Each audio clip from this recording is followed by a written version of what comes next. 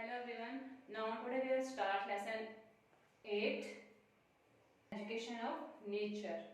यानी कि इस जो हमारी पोएम है एजुकेशन ऑफ नेचर, इसमें कवि ने मानव को प्रकृति के द्वारा एक बहुत अच्छी शिक्षा दी है। यह पोएम विलियम वर्ड्सवर्थ के द्वारा लिखी गई है और विलियम वर्ड्सवर्थ बहुत ही अच्छे कवि हैं। इस कविता में कवि ने प्रकृति के द्वारा मनुष्य को समझाने की कोशिश करी कि कैसे प्रकृति आपकी मित्र बन जाती है। और यह कविता जो हमारे कवि विलियम वर्ड्सवर्थ हैं, जो उनकी 5 कविता लूसी में से बहुत सुंदर कविता है। लूसी एक कवि की कल्पना है, नन्ही कृति है जो उसके दिमाग में मन में बसी हुई है कि मनुष्य जो हमारी कविता है, मनुष्य इसे कुछ शिक्षा लेता है प्रकृति से। और यह विलियम वर्ड्सवर्थ लूसी कविता में से एक सुंदर कविता है। लूसी एक विलियम वर्ड्स के मन की एक सुंदर कृति है और इसमें कवि ने वो प्रारंभिक 3 वर्षों तक कहाँ पे रहती है, प्रकृति में रहती है। प्रकृति में उसका जीवन व्यतीत होता है, प्रकृति से बहुत कुछ सीखती है। तो देखिए, 3 years she grew in sun and flower. The nature said a love liar flower. 3 years she grew in sun and flower. 3 वर्षों तक, आरंभिक 3 वर्षों तक कहाँ पे रही है, प्रकृति में रही है, धूप और फूलों के बीच। The nature said a love liar flower. तो प्रकृति कहती है कि मैंने इससे अधिक सुंदर फूल नहीं देखा। On earth was never sown, कि प्रकृति ने कभी भी इतना अच्छा सुंदर फूल नहीं बोया, कि मैंने इतना सुंदर फूल प्रकृति में कभी नहीं बोया। The child to myself I will take, यह मेरे बच्चे की तरह मैं इतना लूंगी। We shall be mine and I will take, कि मैं इसको अपने पास रखूंगी और मैं इसे साथ रखूंगी, वह मेरी सहचारी रहेगी। A lady of my own, myself with my darling be, both low and impress and with me, कि वह मैं उसकी हर तरह से उसकी रक्षा करूंगी, मैं उस समय के साथ उसकी रक्षा करूंगी। The girl in rock and plain, वह जो लड़की पहाड़ों में और मैदानों में है। The earth and heaven, पृथ्वी और आकाश, एक glad and bower, वन और कुंजों में। To candle और restate, वो एक चमकती की तरह है।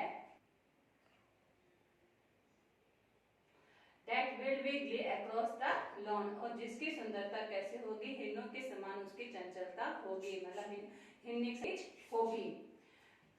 और अब द माउंटेन स्प्रिंग, और वह पहाड़ों में और झरनों में भी होगी। And her shall be the breathing warm, और जो उसकी जो सांस लेगी तो वह सभी। And her the silence and the क्लम on mute instant things, और जब वह सांस लेगी तो मौन है जो उसका शांत व प्रत्येक निर्जीव वस्तुओं में ही होगा। To floating clouds the stales shall land, और जो तैरते हुए बादल हैं, जो तैरते बादल हैं वह भी उसमें दिखाई देगी। To her for her the William band, और वह उसकी पतवार के सामने झुकेंगे।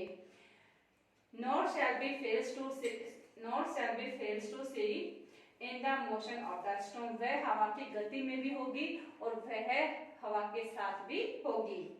टू बी साइलेंट सिंपैथी, उसके साथ क्या होगी, उसकी मौन उसके साथ होगा, उसकी सहानुभूति उसके साथ होगी। The stars of midnight shall be door, और जो अर्धरात्रि के जो तारे हैं वो भी उससे प्यार करेंगे। To her and we shall learn and year, वह भी उस लता को सुनेंगे, अपने कानों से उसका दृश्य देखेंगे। इन मैनी स्क्रिप्ट प्लान्स, काफी उसके एकांत स्थान होंगे, यानी कि काफी उसके गुप्त स्थान होंगे। And beauty and warring थम्बलिंग sound, और जो उसकी सुंदरता है वह धीरे धीरे क्या करेगी, एक बड़बड़ाहट या आवाज करेगी। Shall pairs to be her face, जो कि उसके चेहरे पर साफ दिखाई देगी। Thus nature spark, the work was done, तब प्रकृति कहती है कि तुम्हारा कार्य समाप्त हो चुका है, अब यहाँ पे कोई काम नहीं। How the race was run, और कैसे कितनी जल्दी जो मेरी लूसी है वो जीत गई है इस दौड़ में। She died and left to me, कि कैसे उसका जीवन समाप्त हो गया और मुझे छोड़कर चली गई। This has this calm this quiet scene, कितना शांत दृश्य है, कितना सुंदर दृश्य है। The memory of what has been and never more will be, जो उसकी दृश्य है वो कभी भी समाप्त नहीं होगा। तो फ्रेंड्स जो कविता है आपकी